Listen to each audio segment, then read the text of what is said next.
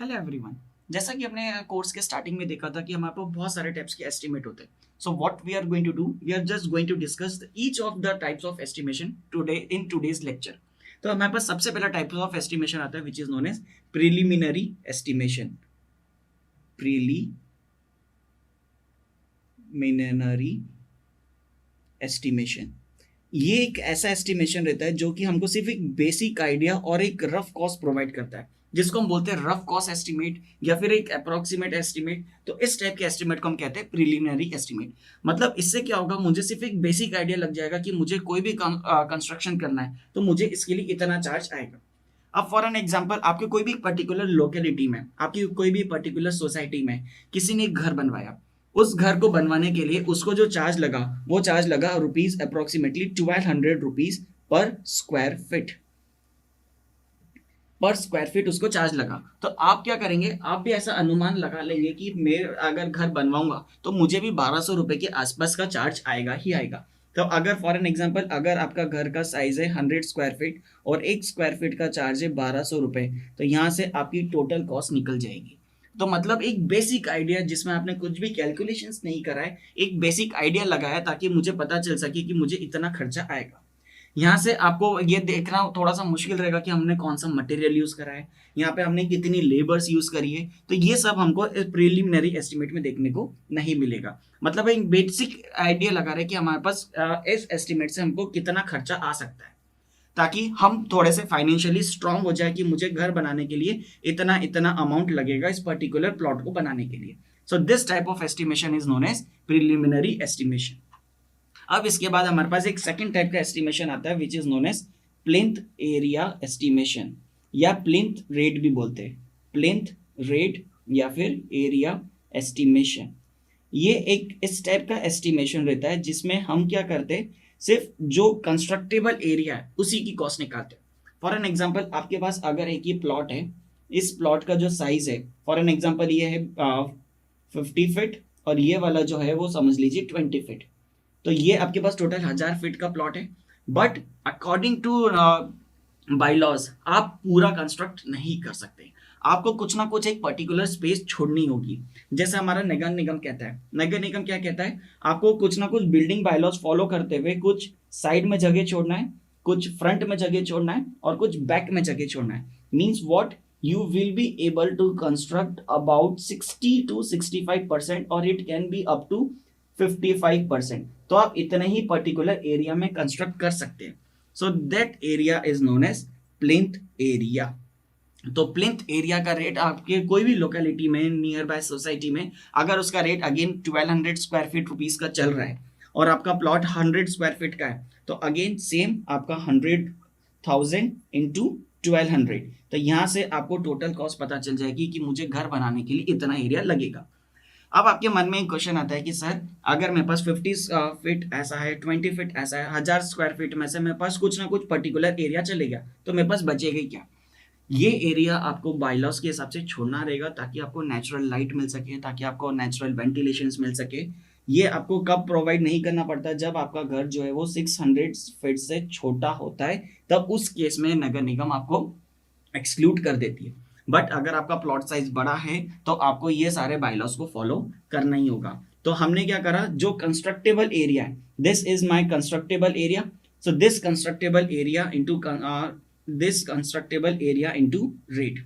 ये constructible area यहाँ पे 100,000 की जगह कम हो जाएगा। कितना कम हो जाएगा? 60% कम हो जाएगा। So that will going out to be 600 into 1200। It will not be 1000, it will be 600। Okay. अब नेक्स्ट हमारे पास एक आता है cube rate estimate. Cube rate estimate, ये एक इस टाइप का एस्टीमेट रहता है जो कि अगेन हम जो रेट लेंगे वो हमारे नियर बाय लोकेलिटी से लेंगे, नियर बाय सोसाइटी से लेंगे कि आज आपके उधर इतना रेट चल रहा है तो मेरे उधर भी इतना ही होगा। बट अगर आप लोकेलिटी से बाहर गए तो हो सकता है आपको लेबर्स में प्रॉब्लम आ जाए, हो सकता है आपको मटेरियल में वेरिएशन आ जाए, तो उनके रेट वेरी कर जाएंगे। तो ये जितने भी रेट ले रहे हैं हम नियर बाय रेट्स ले रहे हैं। अब क्यूब रेट में क्या हो रहा है, यहाँ नाम से ही समझ में आ रहा है। Cube means what, you are having the 3 dimensions L into B into H. Means you are just calculating the length, आपकी बिल्डिंग की लेंथ कितनी है, ब्रेड्थ कितनी है और उसकी हाइट कितनी है। तो समझ लीजिए आपकी बिल्डिंग की जो पैरामीटर्स आए थे, length into breadth into height, ये सारे पैरामीटर्स आए 180 मीटर क्यूब। मतलब आपने क्या करा, बिल्डिंग को नाप लिया, मुझे एक फ्लोर बनानी है, एक फ्लोर बनानी मतलब क्या करना है, उसकी लेंथ इतनी है, ब्रेड्थ इतनी है, हाइट इतनी है, तो उन तीनों का वॉल्यूम निकाल लिया 180 मीटर क्यूब। अब एक मीटर क्यूब का जो चार्ज चल रहा है वो अप्रोक्सीमेटली अगर 200 रुपीज पर मीटर क्यूब का चार्ज है, तो आप क्या करेंगे, सिंपली 180 इंटू 200। मतलब अगर देखा जाए तो ये तीनों एस्टिमेशन जो है वो एक दूसरे से रिलेटेड है। प्रिलिमिनरी में आपने क्या करा था, टोटली पूरे एरिया को मल्टीप्लाई कर दिया था, प्लिंथ एरिया में क्या करा था, उसका अप्रोक्सीमेटली 60% लिया था, और क्यूब रेट में क्या लिया हमने, हाइट को भी इंक्लूड कर लिया, क्योंकि हो सकता है प्लिंथ एरिया में हम जो हाइट लेते हैं वो जनरली 10 फीट होती है, 12 फीट होती है, बट क्यूब रेट में क्या करा, मेरा अगर कमर्शियल प्रोजेक्ट है तो मेरी हाइट इसके अंदर बहुत ज्यादा बढ़ जाती है, तो मैंने यहाँ पे एल, बी और एच वाले पैरामीटर्स को भी इंक्लूड करा है। अब इसमें मेरे पास नेक्स्ट एक एस्टिमेशन आता है which is known as approximate quantity method of estimation. अब इस एस्टिमेशन में क्या नया है, अगर मेरे पास कोई भी एक प्लॉट है, समझ लीजिए ये मेरे पास एक प्लॉट है, तो मैं क्या करूंगा, इस प्लॉट की टोटल रनिंग लेंथ को कैलकुलेट कर लूंगा। कैसे, जैसे अगर ये 4 मीटर है, this is also a 4 metre, this is also a 4 metre and this is also a 4 metre, तो मैं क्या करूंगा, इस सभी चीज का पैरामीटर निकाल लूंगा, मतलब टोटल रनिंग लेंथ कैलकुलेट कर लूंगा। So that will be 4 plus 4 plus 4 plus 4, so that will gives out to be 16 metre. अब एक मीटर को बनाने का कॉस्ट इतना है, तो टोटल 16 मीटर को बनाने का कॉस्ट कितना आएगा, so that method is known as approximate quantity method, and it proves out to be less accurate as comparison with detailed estimation। ये वाली मेथड तो सब एक रफ आइडिया दे रही थी, ये मेथड कुछ तो एक्यूरेट है, और कितनी एक्यूरेट है कि हमको एक तो बहुत अच्छे से आइडिया दे देगी, means it proves out to be about 70 to 75% of the accurate cost of the estimation. अब इसी में सबसे मोस्ट एक्यूरेट मेथड आती है which is known as detailed estimation. मतलब हर एक चीज को हमको इसके अंदर डिटेलिंग बतानी है, हर एक चीज का हमको इसके अंदर कैलकुलेट करना है, जैसा कि हमने हमारे प्रीवियस सेक्शन में डिस्कस करा था। मतलब क्या डिस्कस करा था, इसमें हमारे पास दो टाइप की शीट थी, एक हमारे पास थी मेजरमेंट शीट और एक हमारे पास थी इसके अंदर एब्स्ट्रैक्ट शीट। दोनों शीट के अंदर हमने सारा पैरामीटर्स डाले थे। मेजरमेंट शीट में हमने क्या डाला था, मेजरमेंट शीट में हमने ये डाला था कि उसकी नंबर्स कितने हैं, उसकी लेंथ कितनी है, उसकी ब्रेड्थ कितनी है, उसकी हाइट कितनी है। फिर एब्स्ट्रैक्ट शीट में हमने क्या करा था, उसकी टोटल कॉस्ट लिखी थी कि ये इसकी पर्टिकुलर कॉस्ट है। जैसे कि मैं आपको याद दिलाऊं, अर्थ वर्क की कॉस्ट 500 रुपए हो गई एक अंदाजन मीटर क्यूब में, प्लास्टरिंग की कॉस्ट इतनी हो गई, फर्स्ट क्लास ब्रिक वर्क की कॉस्ट इतनी हो गई, व्हाइट वॉशिंग की कॉस्ट इतनी हो गई, पॉइंटिंग की कॉस्ट इतनी हो गई। तो ये हमने बहुत ज्यादा डिटेलिंग करी थी, and this proves out to be about 90 to 95% of the accurate. ये हमारे पास जो है वो 90 to 95% तक हमको एक्यूरेट डेटा प्रोवाइड करता है। अब व्हाई नॉट 100%, बिकॉज क्योंकि बहुत सारे ऐसे अनफोर्सिंग चार्जेस रहते हैं जो कि हमारे साइट पे हो जाते हैं। फॉर एन एग्जांपल अगेन वही, हो सकता है सीमेंट की बोरी डूल जाए, हो सकता है कोई गिट्टी बह जाए, हो सकता है बारिश के सीजन में रेती बह जाए, तो ऐसे बहुत सारे चार्जेस जो रहते हैं वो हमको छुपे हुए रहते हैं। इसलिए हम कहते हैं कि डिटेल्ड एस्टिमेशन हम ऐसा बनाते हैं जिससे कि हमको बहुत ज्यादा एक्यूरेसी मिल जाए। एक चीज आपको याद रखनी है कि an estimation can never be equal to actual cost. तो जो भी हम एस्टिमेट बना रहे हैं हम यही कोशिश करेंगे कि वो जितना से जितना ज्यादा एक्यूरेट हो। 100% एक्यूरेट हो ऐसा जरूरी नहीं है, और वो 100% एक्यूरेसी हमको मिलती भी नहीं है। ठीक है, अब इसके बाद हमारे पास एक नेक्स्ट टाइप का एस्टिमेट आता है which is known as revised estimate, which is known as revised estimate. अब नाम से समझ में आ रहा है, रिवीजन करना है हमको। रिवीजन किस चीज का करना है, एस्टिमेशन का। क्यों, आप कोई भी काम कर रहे हैं वो पर्टिकुलर किसी भी कारण से डिले हो रहा है, तो डिले हो रहा है तो क्या हो रहा है, रेट दिन पे दिन बढ़ रहे हैं। फॉर एन एग्जाम्पल आपको बहुत प्रैक्टिकल सा एग्जाम्पल देते हैं कि जब हम बरसात में काम करते हैं तो बरसात में क्या होता है, रेती के भाव बहुत ज्यादा बढ़ जाते हैं। क्यों बढ़ जाते हैं? क्योंकि हमारे पास जो रेती की खदानें रहती है वो बंद हो जाती है बरसात के कारण, तो हमारे पास जो स्टोरेज माल रहता है हमको वो यूज करना रहता है, तो हमारे रेट्स बहुत सी बार रेती के भी बढ़ जाते हैं। ऐसे ही हमारे पास अगर कोई भी जो सैंक्शन अमाउंट है उसमें 5 से 10% से ज्यादा का वेरिएशन आ रहा है, मतलब हमने जो रेट्स डिसाइड करे थे अभी वो रेट्स हमारे लिए एप्लीकेबल नहीं है, हो सकता है रेट्स किसी कारण से बहुत ज्यादा बढ़ गए, तो हमको क्या करना पड़ेगा, हमको हमारे एस्टिमेशन को रिवाइज करना पड़ेगा। या फिर हो सकता है आपके पास जो लेबर आ रही है वो लेबर ने कुछ पर्टिकुलर किसी भी रीजन से स्ट्राइक कर दी, तो उस रीजन से आपको क्या करना पड़ेगा, अपने रेट्स को रिवाइज करना पड़ेगा। So that type of estimation is known as revised estimation. अब इसके बाद हमारे पास नेक्स्ट टाइप का एस्टिमेशन आता है which is known as supplementary estimation. Supplementary estimation, supplementary estimation means what? ऐसा तो नहीं कि सप्लीमेंट्री मतलब कोई बच्चा फेल हो गया तो उसको फिर से हमने बनाने के लिए एस्टिमेशन दे दिया, it is not like that.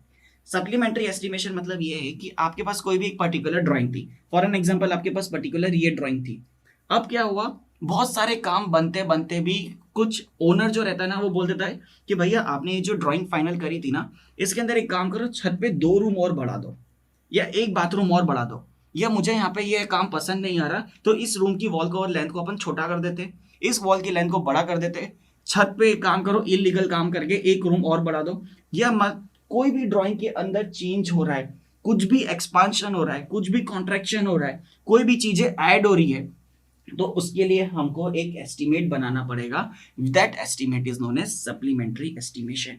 For an example ये आपका प्लॉट था, आपने क्या करा, यहाँ पे एक छोटा सा रूम और डाल दिया, तो इस रूम का आपको अलग से एस्टिमेट बना के उसके अंदर ऐड करना होगा। So that type of estimation is known as supplementary estimation. Okay, अब एक नेक्स्ट टाइप का एस्टिमेशन आता है which is known as revised and supplementary. मतलब क्या हो रहा है, दोनों काम एक साथ हो रहे, दोनों काम कैसे, मतलब किसी कारण से रेट्स भी बढ़ गए और मेरी ड्राइंग में भी बहुत सारे चेंजेस हुए, तो मुझे एक टाइप का एस्टिमेट बनाना रहेगा which is known as revised and supplementary. मतलब इन दोनों का जो कॉम्बिनेशन होगा that is known as revised and supplementary.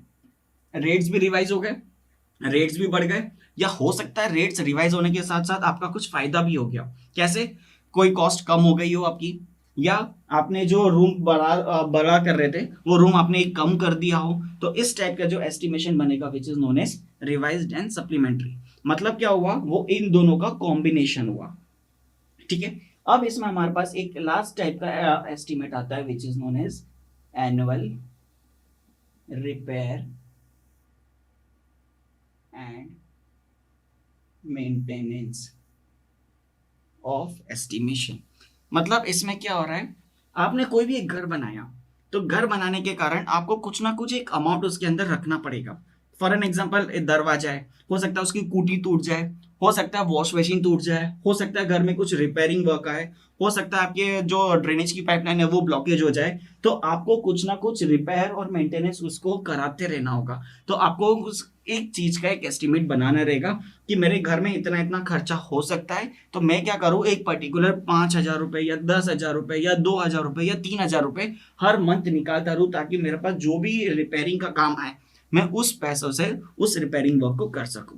तो हमने आज के लेक्चर में क्या पढ़ा, आज के लेक्चर में हमने पढ़ा कि हमारे पास कौन कौन से टाइप्स ऑफ एस्टिमेशन रहते हैं, जिसमें से सबसे ज्यादा एक्यूरेट था हमारे पास डिटेल्ड एस्टिमेशन, और इसी डिटेल्ड एस्टिमेशन के हम काफी न्यूमेरिकल्स करेंगे हमारी 3rd यूनिट में। तो एक बार रिवाइज एट अ ग्लांस कर लेते हैं। सबसे पहले हमने पढ़ा प्रिलिमिनरी एस्टिमेट, जो कि हमको सिर्फ एक प्रोबेबल और एक अंदाजन कॉस्ट दे रहा था। फिर उसके बाद हमने पढ़ा प्लिंथ एरिया एस्टिमेट, जो कि हमारा कंस्ट्रक्टेबल एरिया इनटू पर्टिकुलर रेट था।